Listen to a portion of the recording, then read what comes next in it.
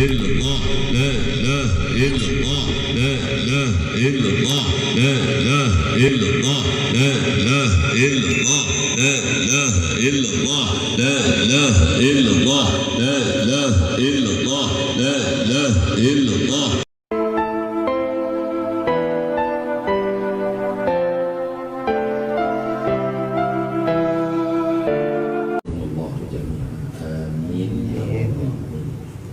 Ringkas Bapak yang dirahmati Allah, malam ini kita berada di Surau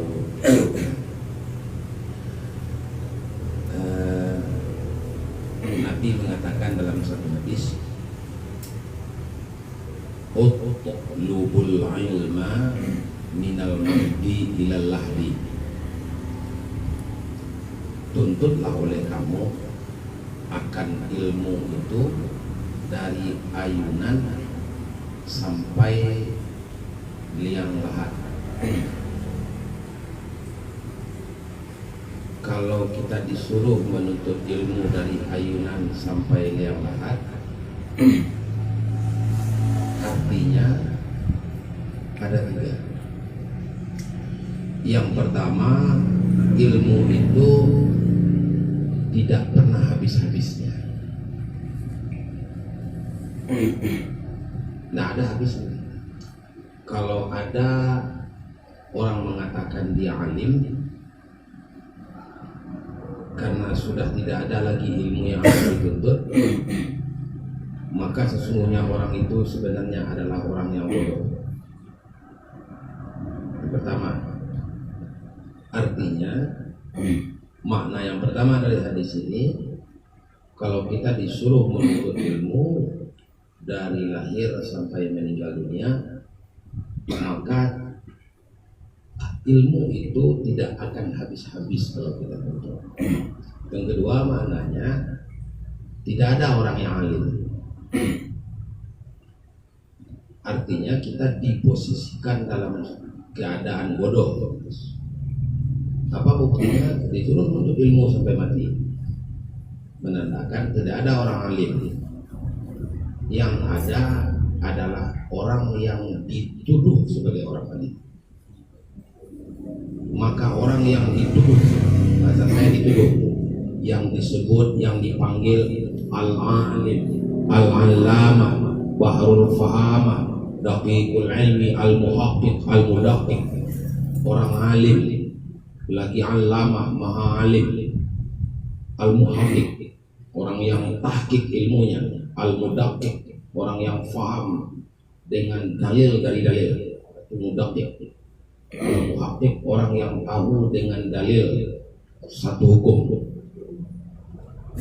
Bahrul fahama, dalam pemahaman.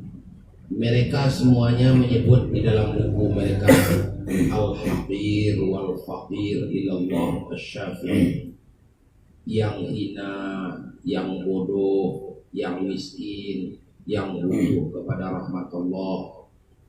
Mereka selalu mengatakan begitu, menandakan orang alim itu orang yang sangat paham, dia sebenarnya bodoh. Yang ketiga maknanya adalah utlubu, tuntutlah. Artinya apa? Kalau kita disuruh menuntut, artinya kita yang pergi ke guru, bukan guru yang kita suruh datang ke rumah kita. Kalau kita yang datang ke rumah guru, maka baru ada berkah. Kalau guru yang datang ke rumah kita, tidak akan ada berkah. Kenapa tidak ada berkah? Guru itu akan hilang muruah. Hilang muruah guru. Ini privat sekarang, kita sekarang privat belajar Al-Quran. Maka dipanggillah guru untuk mengajarkan Al-Quran anak kita di rumah.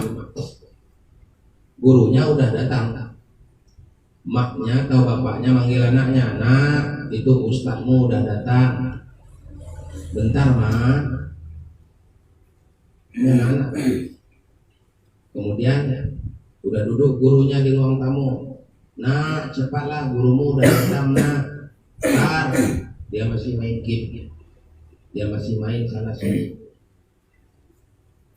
Tersinggung nggak guru? Kedua, anak ini di rumahnya dia merasa bahwa di rumahnya dia selalu lalang saja, sedang belajar dengan gurunya dia colek-colek adiknya. Guru yang berada di rumah murid tadi tidak berani menegur anak, akan dimarahi segan dengan orang tua. Tidak akan dimarahi anak ini bandel. Yang ketiga, ditambah parah lagi apabila anak itu tahu apabila ayah ibunya memberikan uang atau upah daripada mengajar anak, maka anak itu akan berkata kepada guru. Apa kata anak itu? Saya kan bayar bapak. Tunggulah pak, saya kan bayar bapak. Mak saya kan udah kasih duit ke bapak.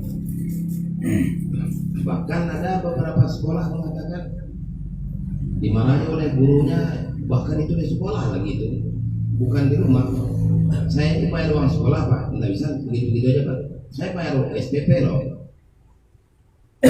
Maka inilah akibat daripada guru yang dibawa ke rumah. Maka su'ul adab akan datang. Tapi kalau guru dibawa, kita datang antarkan anak kita belajar Quran, belajar pelajaran fisika, kimia, biologi, apa aja mata pelajaran, dia diantarkan ke rumah guru, maka kalau guru marah dia merdeka. Ya, kalau guru mau menegur dia merdeka. Dan yang lebih bagusnya adalah anak merasa beratnya perjuangan mendapatkan ilmu. Kalau orang tidak merasa berat untuk mendapatkan sesuatu, maka sesuatu itu akan disia-siakan. Begitu dalam menuntut ilmu, begitu pula dalam perjuangan kita menegakkan kalimatullah la ilaha illallah. Begitu pula perjuangan kita untuk mendekatkan orang sehingga dia muqarabah dengan Allah, bermakrifah dengan Allah. Kalau kita tidak merasa berat berjuang, maka apa yang dikatakan oleh wali tadi betul. Bukan mereka tidak punya uang untuk mencatat menumpang Grab, bahkan dia pemilik Grab, dia pemilik maksud, mobilnya banyak di rumah, tapi mereka mau bersusah payah jalan kaki. Apa sebabnya? Supaya ada nilai berkah daripada apa yang dipelajari. Maka kalaupun berdingin-dingin, kita malam ini nih, angin datang, Ustaz Tim Rizal batu-batu, ya, Bang Adi sakit dada, Wali sakit pinggang, udah lama sakit pinggang, belah kanan, belah kiri, ya, belah kiri. Tapi tetap aja datang. Nah, ada perjuangan kita menuntut. Makanya orang yang tak mau menuntut ilmu, apapun ilmunya, baik itu ilmu syariat ataupun ilmu tarikat, apalagi ilmu hakikat dan ma'rifat, kalau kita tidak datang menuntut, kita tidak datang ke rumah guru, kita tidak datang ke surau guru, kita tidak bersimpuh di hadapan guru, berkah tidak ada. Banyak orang yang membaca zikir la ilaha illallah jutaan banyak, sekitar untuk melepaskan dia daripada tuntutan, udah. Tapi adakah berkah? Tidak. Dia ahlu la ilaha illallah tapi mulutnya comberan. Dia ahlu la ilaha illallah, baca la ilaha illallah, ahlu subhanallah walhamdulillah wala ilaha illallah wallahu akbar, tapi tiap hari menyakiti hati orang. Apa sebabnya? Karena berkah tidak ada. Kalau kaji tidak ada berkah, lautan ilmu pun yang diharungi tidak ada guna bagi seseorang. Maka itulah ilmu itu didapatkan dari mana? Daripada orang alim. Orang alim di atasnya siapa? Ulama. Di atas ulama siapa lagi? Namanya allamah. Ulama ada 3 macam. Ada ulama itu yang paham dengan ilmu syariat, namanya fuqaha. Ada ulama yang paham dengan ilmu hakikat, namanya arifin. Arif, orang yang arif dengan Allah, tapi ilmu syariatnya tak begitu banyak. Ada ulama yang paham dengan syariat, ada yang paham pula dengan hakikat. Kedua-duanya dia paham, maka ini namanya adalah ulama yang paling istimewa. Namanya adalah al-qurawa, atau ada yang mengatakan al-kibiyah.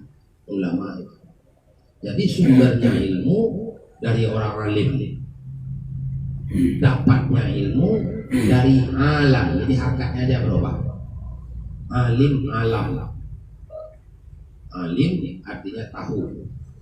Alam adalah apa yang kita lihat ini, masya Allah, yang selain Allah itu alam. Di mana kita dapat? Allah suruh kita untuk mengatakan qul siru fil ardh. Katakan oleh kamu Muhammad, siru fil ardh. Kita disuruh berjalan di muka bumi ini. Jangan duduk-duduk aja kita di rumah. Jangan duduk aja kita di toko kita. Jangan duduk saja kita di posko ini, tapi berjalan kita. Untuk apa? Bisa kita melihat akibat-akibat baik dan akibat buruk apa yang dilakukan oleh orang sebagai contoh. Maka faham itu akan dapat dengan sebab berjalan, dengan sebab berjuang, dengan sebab melakukan. Orang yang tidak berjalan, maka orang itu adalah orang yang telah mati. Karena orang matilah yang tak pandai berjalan. Orang yang tak mau suluk adalah orang yang sudah mati hatinya.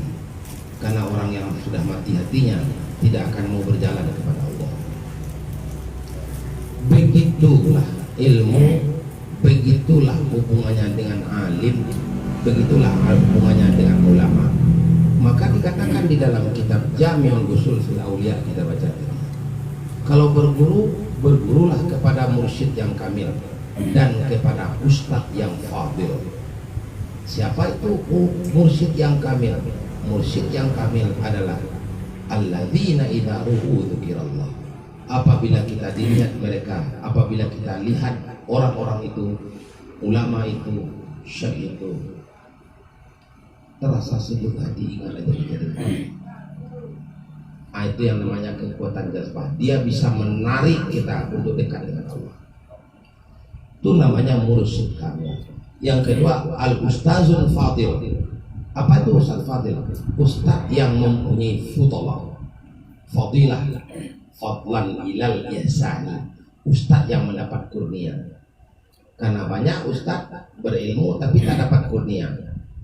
Ilmunya hanya di lidah, tak ada diamalkan. Tak nampak pada anaknya, tak nampak pada istrinya pengaruh dari amalnya, pengaruh dari ilmunya, tak nampak dari budi pekertinya, tak nampak dari perilakunya, tak nampak dari tutur bahasanya, tak nampak dari gerak badannya, tak nampak dari ucapan hikmah yang keluar dari lidahnya.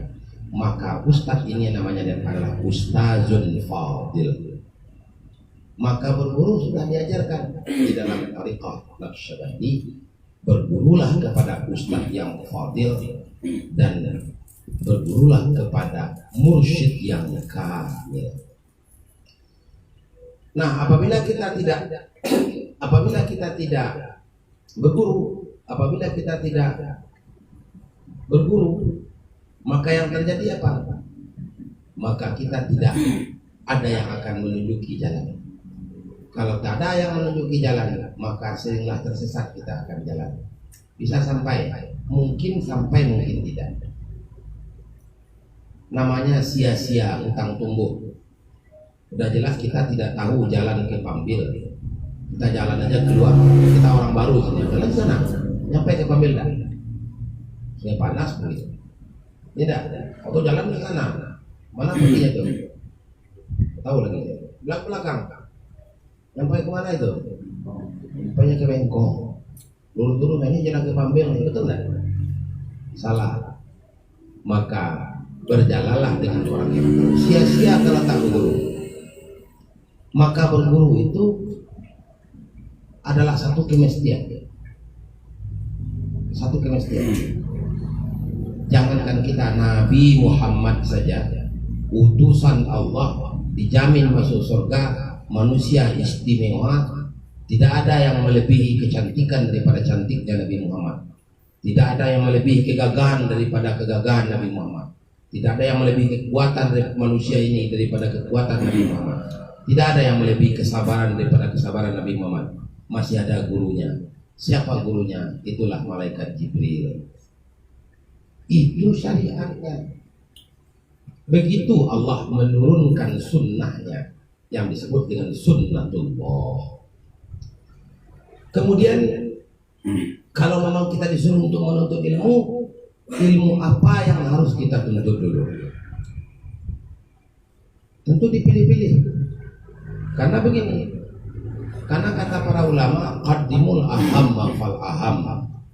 Kalau dikumpullah ini waktu beribu-ribu tahun, lau jamma'a alfa sana, jikalau dikumpulkan jumia alfa sana, dikumpulkan beribu-ribu, berpuluh-puluh ribu tahun, sungguh engkau tidak akan bisa meraup ilmu itu semuanya, karena saking luasnya ilmu itu.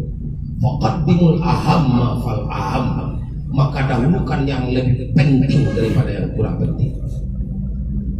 Apa yang ahamiyah dalam hidup, yang akan dipegang seumur hidup, yang akan terpakai oleh kita seumur hidup, yang menjadi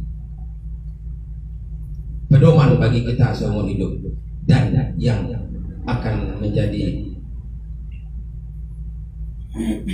pegangan ketika kita akan mati, teguh dalam diri. Itulah yang disebut dengan ilmu tentang siapa Allah, siapa kita. Maka makalah kita pada malam ini adalah makalah dengan makna ammah.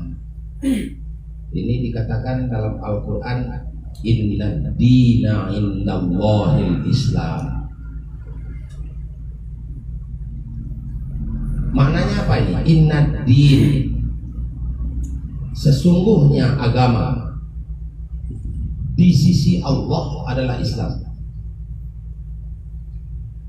Maknanya apa ini? Agama yang diridhai Allah adalah Islam. Semakna dengan ayat lain, may yabtaghi ghairal islam madina fala yuqbala minhu. Siapa yang mencari agama selain Islam, maka agama itu tidak diterima. Al yauma akmaltu lakum, pada hari ini telah aku sempurnakan bagimu, aku telah menyempurnakan bagimu agamamu. Al yauma akmaltu lakum dini wa atmamtu alaikum, dan telah kusempurnakan bagimu nikmatku. Wa raditu lakum, wa radiya marda, redha, aku redha Islam ini menjadi pakaian hidupmu. Oh, jadi makna ini sama dengan agama yang diridhai Allah adalah Islam. Agama yang di sisi Allah Islam, maknanya apa? Agama yang diridhai Allah Islam saja, yang lainnya enggak. Tapi Nabi pernah mengatakan, nah inna ma'syaral anbiya, sesungguhnya kami seluruh nabi, dinuna al-Islam, agama kami semuanya Islam. Nabi Adam sampai Nabi Muhammad adalah Islam. Nggak ada agama kami yang tidak Islam, semuanya agama Islam. Nah, Islam yang mana nanti? Sesungguhnya umat Nabi Musa adalah Islam di zamannya. Sesungguhnya umat Nabi Isa Islam di zamannya. Umat Nabi Hud, Nabi Lut, Nabi yang lain semuanya Islam di zamannya. Fakafaru, kemudian mereka menjadi kafir, ingkar, keluar dia dari Islam yang diajarkan oleh nabi-nabi mereka. Andaikan mereka menerima Allah itu Tuhan yang satu, tentu mereka tidak akan keluar dari Islam, akan tetap mereka dalam Islam. Maka Islam itu ada dua pengertian. Yang pertama, Islam dalam pengertian yang umum, yaitu seluruh agama yang diajarkan kepada seluruh nabi. Itu namanya adalah Islam secara umum. Adapun Islam yang sekarang, yang secara khas pengertian kita adalah maja'a bihin Nabi sallallahu alaihi wasallam, yaitu ajaran-ajaran yang dibawa oleh baginda Nabi Muhammad sallallahu alaihi wasallam. Islam itu apa artinya? Ya, itu artinya nama dari agama. Kalau dilihat dari bentuk kalimatnya, suku katanya, Islam itu adalah bentuk masdar atau kata dasar daripada aslama yuslimu islaman. Apa itu aslama yuslimu islaman? Damai, sentosa, sejahtera. Jadi kalau ada orang mengatakan agama Islam itu agama damai, ya Islam, karena namanya saja Islam, damai. Jadi Islam itu arti katanya atau arti etimologi itu adalah sentosa, sejahtera, damai. Dalam arti Islam dengan pengertian ini, maka maknanya sama dengan as-silmi. Jadi kalau agama kita agama apa? Agama silmi, agama Islam sama itu. Jadi namanya boleh dua. Ya, nama agama yang kita alun ini boleh agama silmi, Islam. Dua kalimat maknanya sama, yaitu agama yang dibawa, yang diajarkan oleh Nabi Muhammad Sallallahu Alaihi Wasallam. Satu. Sementara kalau diambil kata dasarnya lagi, diambil ke dalam kata-kata salam, ada salam, salima, yaslamun, maka artinya adalah selamat. Bisa mana salam itu tahiyah, penghormatan. Seperti salamun alaikum. Nabi orang masuk surga, salamun alaikum kata Allah. Selamat untuk kamu semua. Bahagia, sentosa sampai ke tujuan. Ma'assalamah, ada bahasa Arab. Ya, artinya itu. Kalau ditambah dibubuhi dengan alif, maknanya adalah al-inqiyad wa ta'an. Umpamanya apa tuh? Inqiyad. Inqiyad itu patuh. Wa ta'an. Al-inqiyad wa ta'an wal khudu', tunduk patuh terhadap apa yang dibawa oleh Nabi Muhammad. Apabila orang tunduk dan patuh, namanya dia beragama. Ada orang tak tunduk dan tidak patuh kepada seluruh yang dibawa oleh Nabi Muhammad, maka itu namanya dia tidak beragama Islam. Dalam pengertian ini disebutlah Islam sebagai nama dari agama.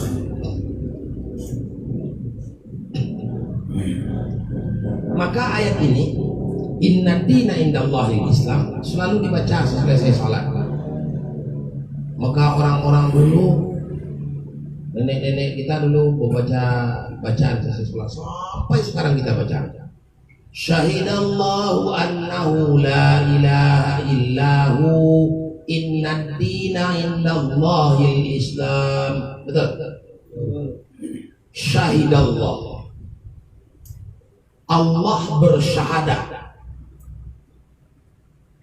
Allah menyaksikan bahwa tak ada Tuhan kecuali Dia. Itu makanya inna dina pakai alif lam dia.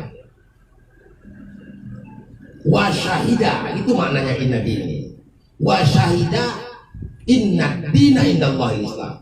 Dan bersaksi pula Allah bahwa sesungguhnya agama yang di sisi Allah, agama yang diridai Allah adalah Islam.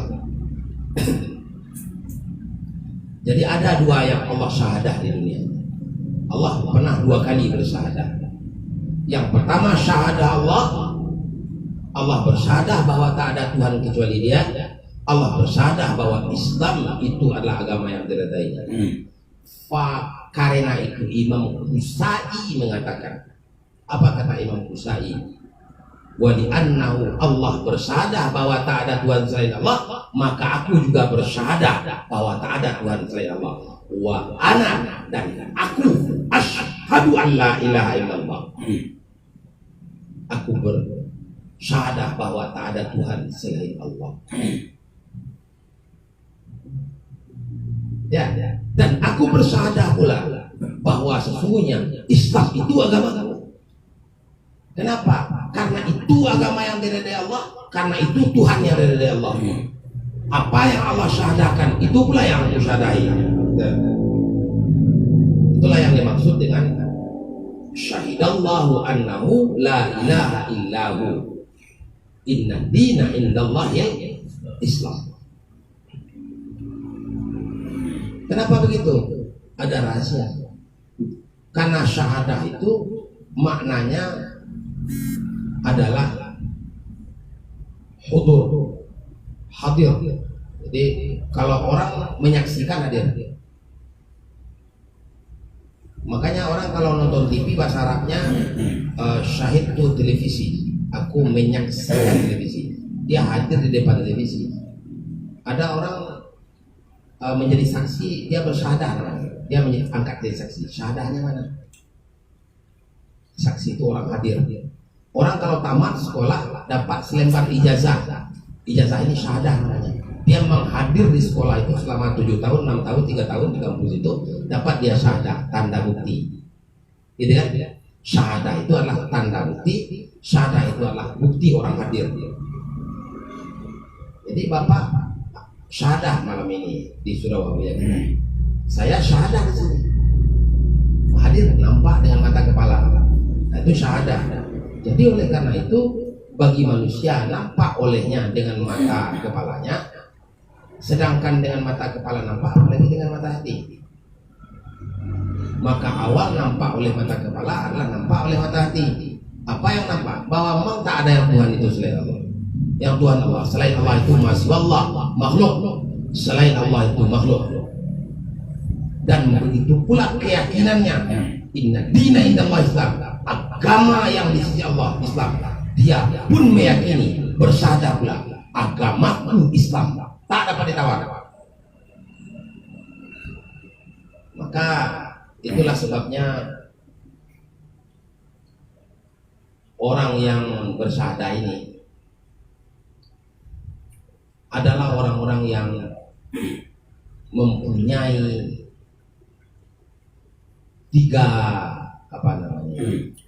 orang yang mempunyai 3 keyakinan. Jadi orang yang bisa bersyahadah itu adalah orang yang mempunyai 3 keyakinan. Apa itu keyakinan yang 3? Yakin dia bahwa seluruh rukun iman yang 6 itu adalah sesuatu yang diyakini dan dia pakai dalam hidupnya. Syahadah ya. Kalau memang yakin dengan Allah melihat, Allah mendengar, yakin ya? Tidak. Allah itu memperhatikan kita, tentu kita tidak akan macam-macam. Yakin pula bahwa Nabi Muhammad itu Rasulullah, utusan Allah. Apalagi yang lebih dari utusan Allah? Utusan gubernur aja takut kita. Utusan polisi aja datang ke rumah kita takut kita. Ya, utusan Allah. Apalagi yang diimani hari akhirat. Andaikan yakin orang dengan hari akhirat, tidak akan bergerak kakinya untuk melangkah ke tempat maksiat. Karena panasnya api neraka itu belum seberapa api dunia ini kalau dibandingkan. Kenapa? Karena api dunia ini seluruhnya adalah diambil hanya secuil dari api neraka dan telah dibasuh sebanyak 7 kali di Bukit Kaf. Kalau tidak percaya, datanglah ke bengkel Tengku Saidi. Besok hidupkanlah pilas, letakkan ke tangan kita, tes. Tak cukup juga dengan neraka. Katanya takut dengan neraka, tapi memperbincangkan orang kepanjangan juga. Katanya percaya kepada neraka, sholatnya dilalaikan juga, puasanya dilalaikan juga. Kan aneh kan? Kemudian yakin bahwa ada malaikat yang mengawal kiri kanan, yang menanti mencabut nyawa dan lain-lain. Dan yang terakhir, inti daripada ketenangan hidup, yakin dengan qada dan qadar. Apa itu qada dan qadar? Qada dan qadar itu adalah ketentuan Allah dari dulu. Belum ada langit, belum ada bumi, belum ada apa yang ada Allah. Allah sudah berikan ketentuan-ketentuan. Kemudian ketentuan Allah itu dinyatakan sekarang, direalisasikan sekarang. Itu sudah ketentuan Allah, tak perlu dimarahi. Biar aja kita lihat aja. Nah, apa lagi kehendak Allah? Ya, kalau miskin bapak-bapak sekarang lihat aja. Tapi jangan diam. Kalau diam artinya kita tak bersyariat lagi. Ya. Kalau kita miskin, lihat aja apa ketentuan Allah. Itu tahu boleh. Kenapa tak boleh begitu? Karena kita tidak tahu apa yang Allah takdirkan untuk kita. Maka usaha itu sebenarnya tak lebih dari ibadah saja. Ya. Bukan menentukan. Orang kaya tidak ditentukan oleh usahanya. Karena amat banyak orang kaya tanpa berusaha. Orang miskin tidak ditentukan oleh karena malasnya. Karena banyak orang yang miskin tapi kaya juga. Orang tak usaha kaya juga. Betul. Ada pula orang berusaha miskin juga. Ya dah. Jadi tidak ada itu hubungan. Sama halnya tak ada hubungan makan dengan kerja. Kita kerja makan enggak? Makan. Kita enggak kerja makan juga. Makan juga enggak ada hubungan antara kerja dan makan. Makanya kalau datang jam makan, mau kerja mau tak kerja makan aja terus. Ya dah. Kalau ada urusan untuk kerja, nanti mau makan atau enggak ada urusan. Pokoknya kerja aja. Kita kerjakan aja kerja kita. Jadi begitulah antara takdir itu dengan kita, ya. Kemudian apa lagi? Karena dia yakin dengan rukun iman yang 6, dia yakin dengan rukun 6, rukun Islam yang 5. Kalau dia yakin itu dikerjakannya. Oh, orang yang diyakini yang dikerjakan. Maka dia beramal ibadah. Maka dia beramal dengan amal muamalah yang betul. Dia beramal lakukan ibadah, sholat, puasa, zakat, haji dan lain-lain. Bermuamalah yang banyak. Kalau dikasih free, kalau dipinjam balikkan, kalau diutangi bayar. Jangan muamalahnya berseleweran. Karena dengan sedikitnya kita mengambil harta orang, dengan antarkan nanti ya, ada sedikit punya teman, tak izin dia kita makan, tak izin dia kita pakai, ya antarkan nanti dia kira. Jadi dalam Islam itu jelas. Apa jelasnya?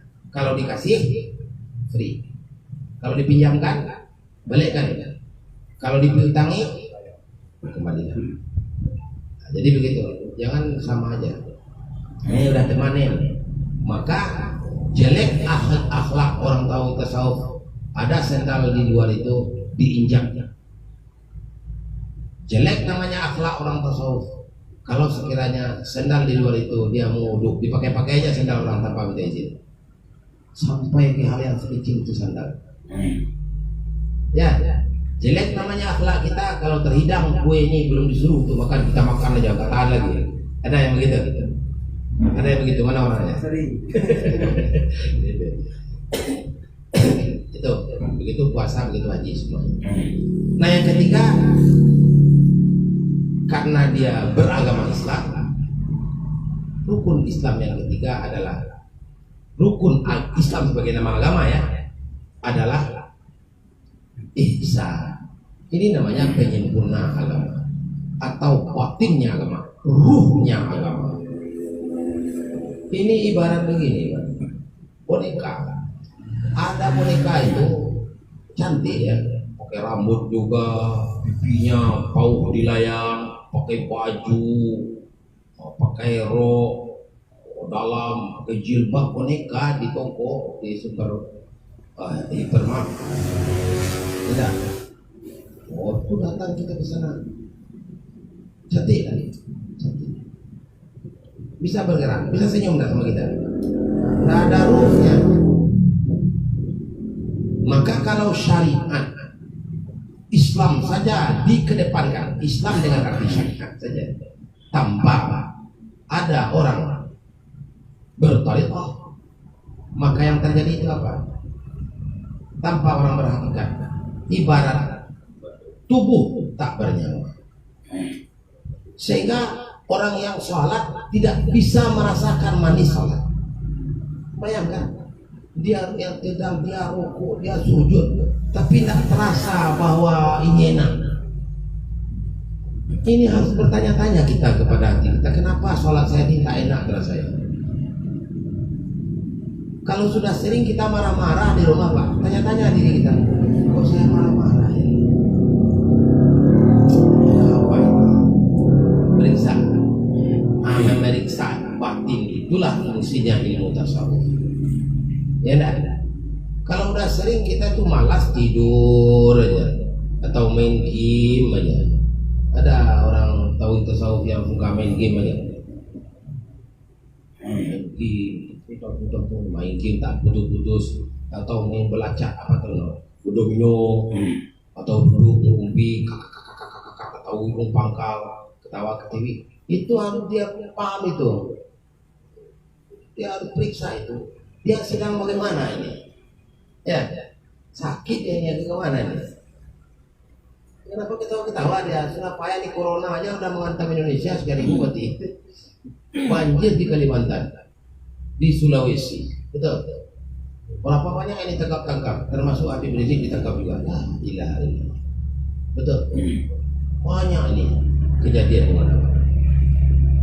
Enggak pikir kita ini. Sholat kita udah sholat, tapi sesudah sholat marah lagi, ya kan? Jengkel lagi, hina orang lagi, caci orang lagi, ngomel lagi.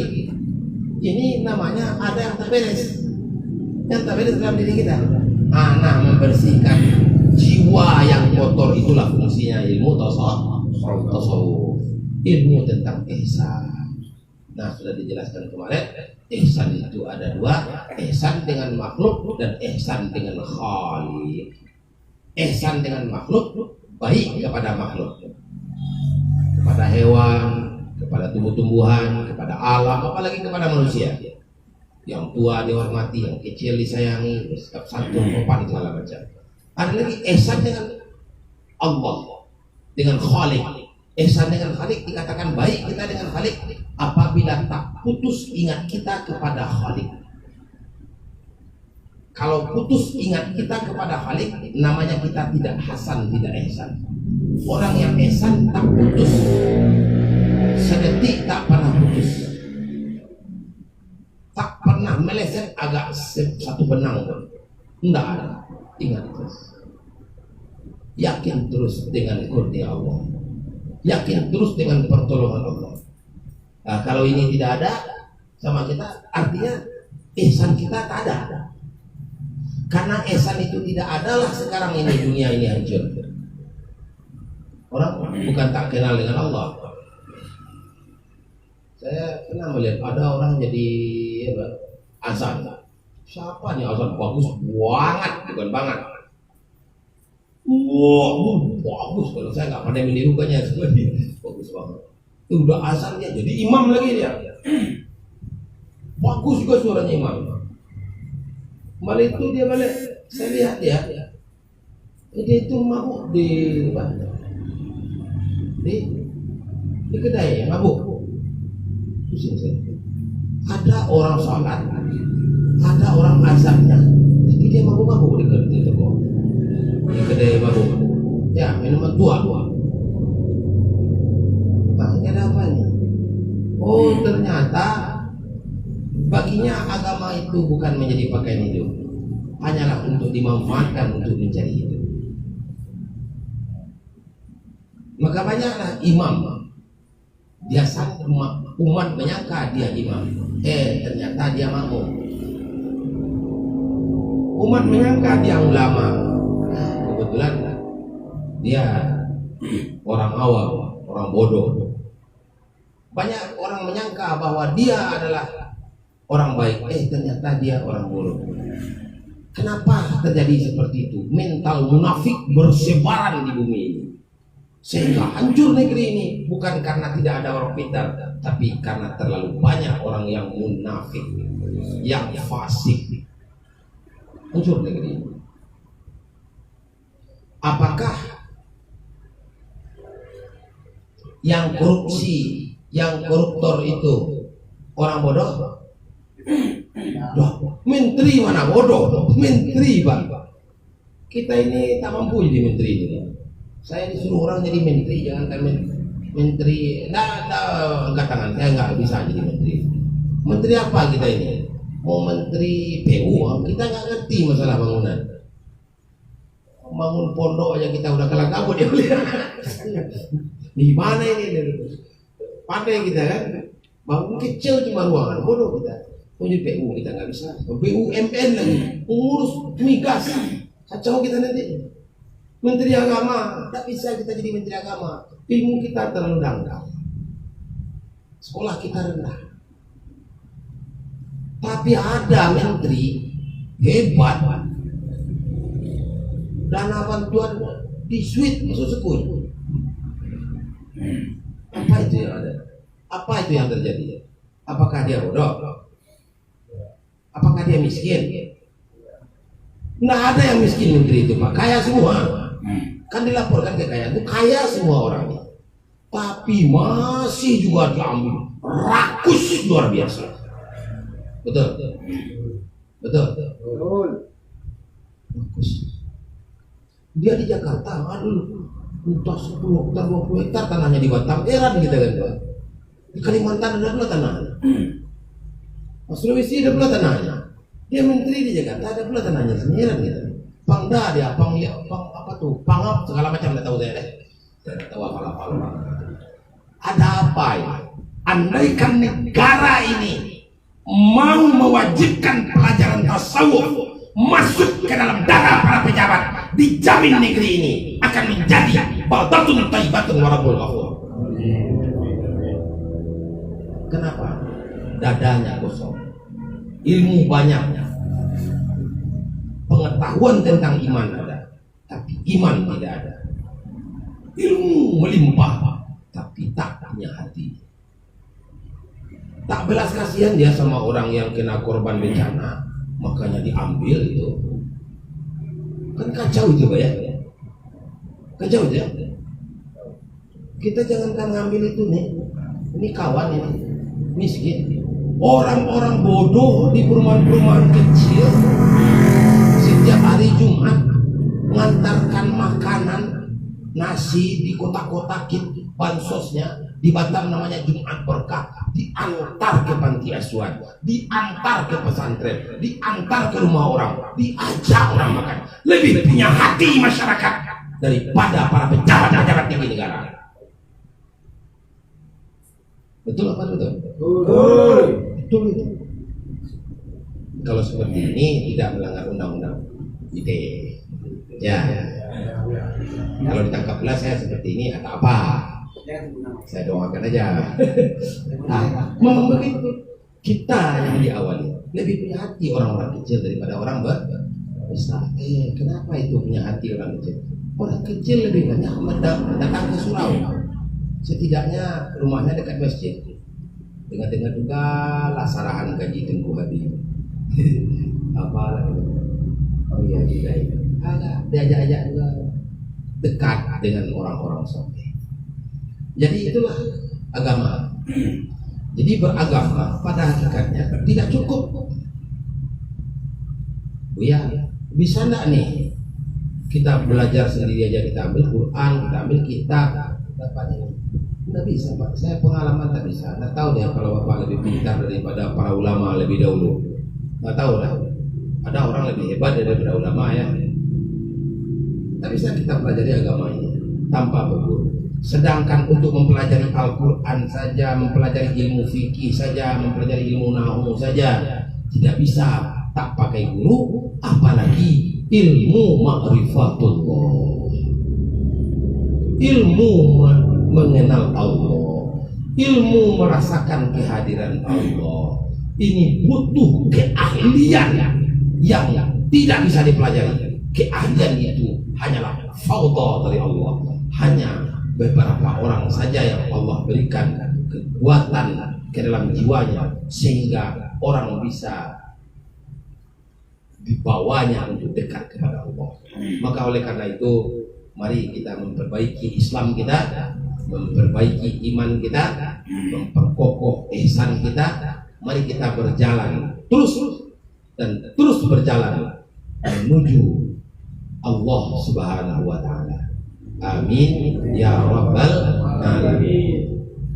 Subhanallah wa bihamdihi, subhanakallahumma wa bihamdika, asyhadu an la ilaha illa anta, astaghfiruka wa atubu ilaik. Walhamdulillah.